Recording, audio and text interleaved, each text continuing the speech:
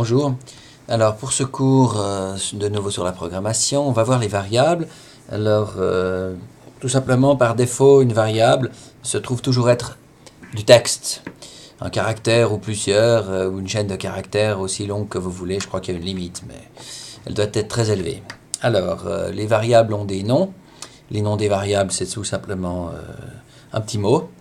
Alors, prenons le mot le plus simple, A. Alors, on va décider que la variable A vaut le texte coucou. À ce moment-là, ça fonctionne. Maintenant, évidemment, on peut afficher cette variable pour vérifier son contenu. Donc, par exemple, echo $A, on nous dit, voilà, coucou. Ça nous affiche. Maintenant, la durée de vie de cette variable, c'est relativement simple. On va imaginer qu'elle existe tant que cette variable est donc dans le shell courant. Maintenant, si vous allez appeler un autre shell, cette variable n'existera pas. Donc, par exemple, ou bien il faut quitter ce shell-là, il n'existera plus non plus. Donc, pour qu'elle existe aussi dans ses fils, il faut faire export A. À ce moment-là, vous allez de nouveau dans un bash. Donc, c'est-à-dire, vous commencez un nouveau terminal. En fait, c'est comme si on commençait un nouveau terminal qui est le fils du premier. Et puis, si je fais echo $A, il y a toujours le coucou. N'est-ce pas? Alors que je sors, CTRL D, je fais une variable B, B égale, je vais mettre zut, et puis ici je vais de nouveau dans un sous-shell, je tape echo $B, bien sûr, il n'y a pas, B n'a pas été exporté dans les sous-shells. Enfin, donc, je ressors. Et puis, on va voir maintenant ces variables, ce qu'on peut faire avec. Donc, on peut les utiliser, comme par exemple, faire la variable C, qui est égale à la variable A, suivie de la variable B. Et puis, qu'est-ce qu'on a? Echo C. Coucou zut. Bien sûr, les deux mots sont collés. Si on veut essayer de les coller avec un espace, attention piège, l'espace est le séparateur.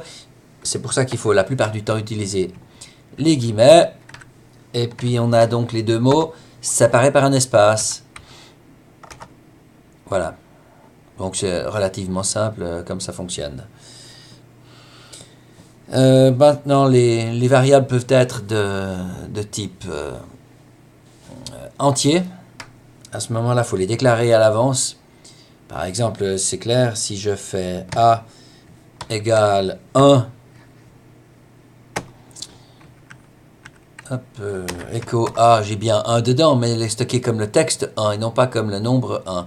La preuve, c'est que je peux faire éventuellement des additions. Echo $A plus 1, ce sera 1 plus 1, n'est-ce pas? Ce sera simplement le texte 1 plus 1. Alors, on va essayer de faire différent. On va faire déclare moins i pour dire que c'est un... Oups, il faut faire une faute de frappe là. Déclare moins i la variable a, n'est-ce pas? Puis ensuite, je fais de nouveau mon a égale 1, n'est-ce pas? Et puis enfin, je peux faire... alors évidemment, je vais vous faire une bêtise.